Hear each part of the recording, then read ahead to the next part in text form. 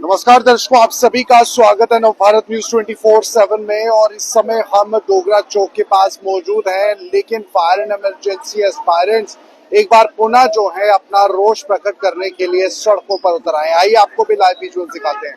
इस समय के लाइव विजुअल्स आप देख सकते हैं, जो कि बिल्कुल डोगरा चौक के सामने के हैं, जहां पे फायर एंड इमरजेंसी एस्पायरेंट्स का गुस्सा जो है वो आज भी सातवें आसमान पर। इनका कहना है कि लगातार इनके साथ जो धोखा हो रहा है, इनकी मांगों को जो है वो नहीं पूरा किया जा रहा, इनकी जो डिमांड्स थी, इनके केस में जो धांधली थी, उसे जो है वो कहीं ना कहीं अनदेखा किया जा रहा है। इसलिए इस समय बीच सड़क पर बैठकर ये धरना प्रदर्शन जो है वो कर रहे हैं। आइए आपको भी लाइव किया जाए और आने वाले टाइम में हम हमारे साथ जस्टिस किया जाए, क्योंकि ये जो लिस्ट निकली है ये गरीबों मजलूमों की हत्या है, ये ब्रूटल किलिंग है।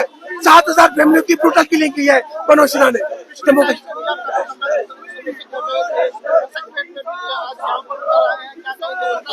देखो ये सिलेक्टेड लोगों का राज है, एक मुनाफली बने, एक लाबी जो आई है वहां से यूपी बिहार से एक लाबी लाई है एलजी साहब ने अपने साथ। वो लाबी जम्मू कश्मीर और यूथ का बहुत नुकसान कर रही है, चाहे उस स्कैम के जरिए करिए, पुलिस से डरा के करिए, जो भी इनको लगता है, जो भी हार्ड टफ टाइम को दे सकते हैं वो यूथ को दे रहे हैं। और मैं एलजी साहब को बताना चाहता हूँ, ये यूपी किसी भी कीमत पे नहीं बनेगा।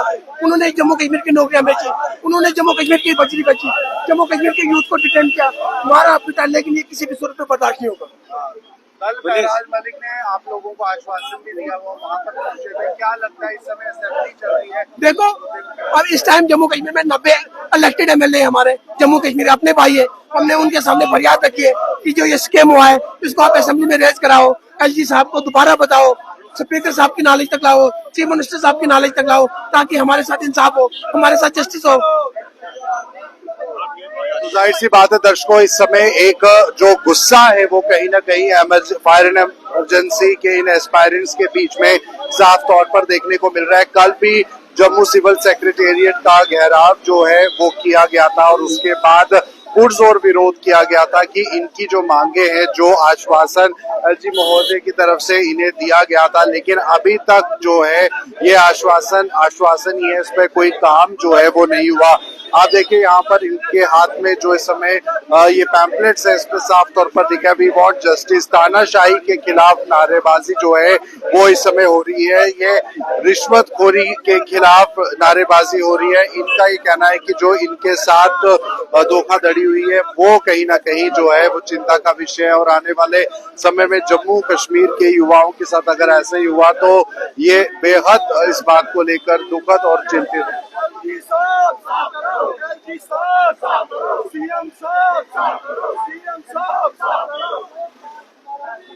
तो इंसाफ की गुहार जो है वो कहीं ना कहीं लगातार ये लोग मांग रहे हैं, जो इस समय यहाँ पर मौजूद है।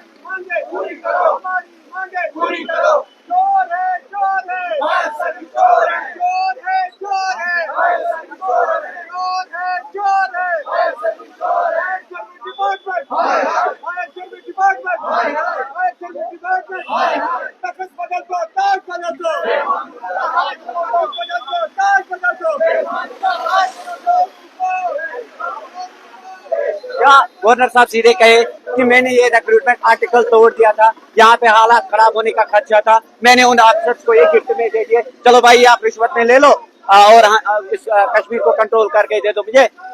ये जो रिक्रूटमेंट है, सबसे पहली रिक्रूटमेंट, आर्टिकल तोड़ने के बाद ये आप गिफ्ट में ले लो, ये मिठाई ले लो, हम लड्डू बांट लेंगे और इनके साथ जो होगा वो देखा जाएगा। तब से हमें एक ऑफिस से दूसरा ऑफिस, एक एजेंसी से दूसरा एजेंसी के लिए ये केस रेफर किया जाता है, लेकिन हमारे साथ कोई इंसाफ नहीं किया जा रहा है। आपको सिर्फ कमेटी बनाई जाती है, कमेटी का आश्वासन दिया जाता है, उन कमेटियों में अभी तक क्यों नहीं कोई निर्णय आप लोगों के लिए निकला? कमेटी ने रिपोर्ट दे दिया है। कमेटी 3 मेंबर कमेटी है, additional chief secretary R K. Goyal जिसका हेड कर रहे थे, उन्होंने अपनी रिपोर्ट बा ईमानदारी से दे दिया। क्या है उस रिपोर्ट? उस रिपोर्ट में 109 बंदे उन्होंने दिखाए, जिनके 5, 8, 9, 7, 17, 24 मार्क्स है, लेकिन सिलेक्शन लिस्ट में उनको 90, 93, 91 मार्क्स दिखाए हैं, जबकि वो सिलेक्शन लिस्ट में कट ऑफ में बिल्कुल भी नहीं आते थे, बिलो रेंज में भी नहीं फॉल होते थे। और उस वाले लिस्ट में कैटेगरी फ्रॉड कैटेगरीज थे, जिनकी कैटेगरीज नहीं थी उनको भी सिलेक्ट किया गया है। जिन्होंने फॉर्म अप्लाई नहीं किया था वो लोग भी उस 109 लड़कों में हैं और इन्वेस्टिगेशन कमेटी ने, इंक्वायरी कमेटी जो बैठी थी, उन्होंने साफ दिखाया है इसमें जो बंदे हैं, ये इसमें जो रिक्रूटमेंट बोर्ड है पूरा इसमें मुलव्वस है, और इसमें जो रिक्रूटमेंट एजेंसी है टीआरपी जो थी वो भी पूरी फ्रॉड है, ब्लैक लिस्टेड कंपनी है। इन्होंने खाली कंपनी का नाम चेंज किया था, जबकि इनको होम डिपार्टमेंट से 2018 में जब हमने ये केस प्लीड किया तो तब इनको डायरेक्शंस मिल गई थी होम डिपार्टमेंट की तरफ से, कोर्ट की तरफ से, आप जो ये ब्लैक लिस्टेड कंपनी है आप इसको हायर ना कीजिए एग्जाम लेने के लिए। लेकिन उन्होंने क्या किया, डिपार्टमेंट ने खाली कंपनी का नाम बदल दिया, लेकिन कंपनी का अंदर एक ही था। आप मुझे एक बात बोलो, वो कौन सी रिक्रूटमेंट है? सेक्रेटरीट में सारे आला अधिकारी बैठते हैं, डिपार्टमेंट इसको सेक्रेटरीट के पास जाना पड़ता है अप्रूवल के लिए। लेकिन ये लोग सेक्रेटरीट वाले लोग क्या कर रहे थे उस वक्त स्ट्रांग रूम में बैठ के डिपार्टमेंट में? टीआरपी का जो चेयरमैन था उसका क्या काम था सिलेक्शन लिस्ट प्रिपेयर करने के टाइम पे? इन्होंने ये लिस्ट खाली अपलोड किया है। ये लिस्ट आप देखो, पहला लिस्ट जो J&K की हिस्ट्री में होगा, ये लिस्ट जो पेपर में पब्लिश नहीं हुआ है। वो क्यों? पहला लिस्ट है जिसमें संडे के दिन ज्वाइनिंग हो रही है, पहला लिस्ट है ये जिसमें वेरिफिकेशन पीरियड को अवॉइड किया गया है, और इन लड़कों को बोला अगर आपके डॉक्यूमेंट डेफिसिट भी आप फिलहाल ज्वाइन कीजिए। और 109 लड़के जिनको एसीबी ने एफआईआर भी लगाई, उनकी चार्जशीट भी बन गई, उसमें खाली 56 लड़कों की चार्जशीट बना रहे हैं, 109 बाहर निकाल रहे हैं। 109 में से 56 लड़कों को ये चार्जशीट उन पे बना रहे हैं, उनका चार्जशीट प्रिपेयर कर रहे हैं। बाकी जो बंदे बचे उनको ये क्यों शील्ड करना चाहते हैं? अगर गवर्नर साहब को यही करना है यहाँ पे, हमें बता दीजिए। हाँ, मुझे पुलिस की गुंडागर्दी यहाँ पे चलानी है। प्रिंसिपल सेक्रेटरी साहब आप मुझे बोलो, ये तो खुद नहीं आते ना, ये इंस्पेक्टर डीएसपी साहिबान यहाँ पे, इनको तो ऑर्डर आते हैं प्रिंसिपल सेक्रेटरी होम से कि आप जाओ इन पे जुल्म करो। अगर इनका जुरिडिक्शन क्राइम है, आपने सुना है कहीं? ये तो सिविल जुरिडिक्शन में अपना टांग अड़ा रहे हैं पुलिस वाले यहाँ पे, डंडे इनको बोलते हैं आप डंडे लेके जाओ, इनको मारो। अगर इनका जुरिडिक्शन क्राइम है, आप क्राइम को कंट्रोल करो। ड्रग को आपने कंट्रोल किया, जो बाकी लोगों को आपने कंट्रोल किया। क्या आप 109 चोरों को बाहर आजाद छोड़ रहे हो और हक मांगने वालों पे आप लाठियां बरसा रहे हो? गवर्नर साहब, आपका यही कानून है, आपका यही कॉन्स्टिट्यूशन है, क्या आपको ये सेंटर से ऑर्डर आ रहे हैं कि कश्मीर में ऐसे हालात पैदा करो? धन्यवाद। तो साफ तौर पर जो इनका गुस्सा है वो इस बात को लेकर है कि एलजी महोदय द्वारा जब ये आश्वासन दिया गया कि इनकी मांग को पूरा किया जाएगा, इनके जो एग्जाम में धांधली हुई है उस पर कड़ी कार्रवाई की जाएगी, दोषियों को सजा दी जाएगी, लेकिन अभी तक इनके अगर बात करें, इनका ये कहना है कि मामले पर जो है सख्ती से काम नहीं किया गया। फायर एंड इमरजेंसी एस्पायरेंट्स का ये मानना है कि पिछले कई सालों से लगातार ये जद्दोजहद जो है वो कर रहे हैं, लेकिन अभी भी अगर कहें तो चीजें जो है इनके हक में नहीं है। एक लंबा अरसा बीत चुका है और एक बड़ा तबका है युवाओं का।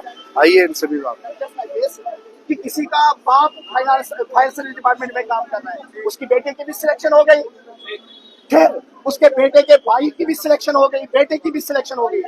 4 डायनास्टीज अभी फायर सर्विस में काम कर रहे हैं, बेटे का बेटा भी और बेटे का बेटा, यानी कि जैसे हेरिडिटी ब्लड प्रेशर होता है वैसे नौकरी। डायनास्टिकल सिलेक्शन उस वहाँ पे हुई। आप देखिए रिक्रूटमेंट और जो सिलेक्शन लिस्ट है, आप वो अपने नोटिस में लाइए, मीडिया में लाइए, वो खुद आपको बताएगा इसमें कितनी दाखिली हुई है।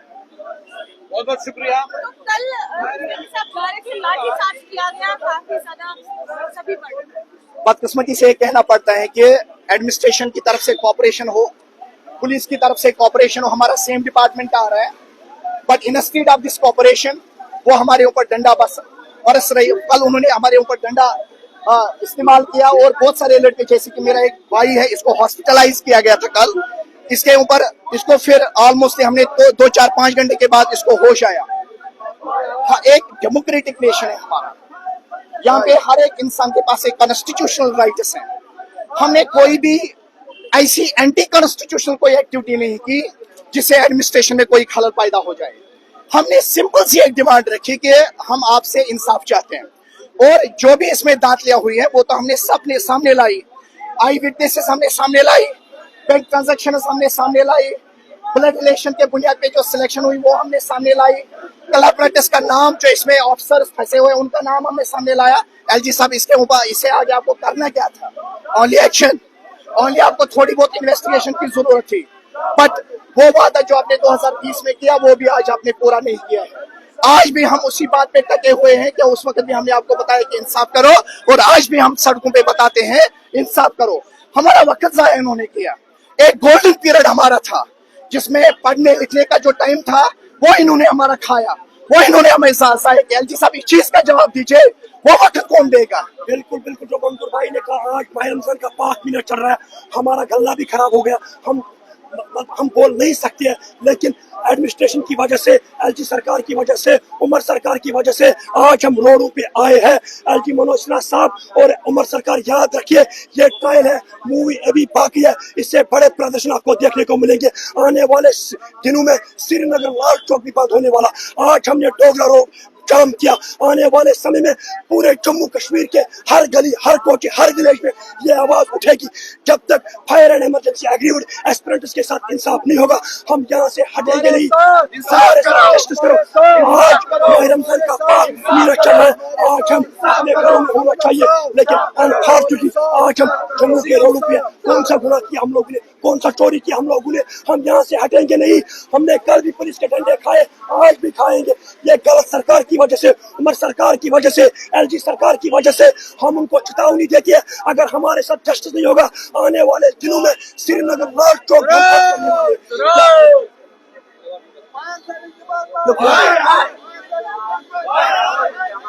रहा है, उन चोरों को वापस बता दीजिए और हमारे साथ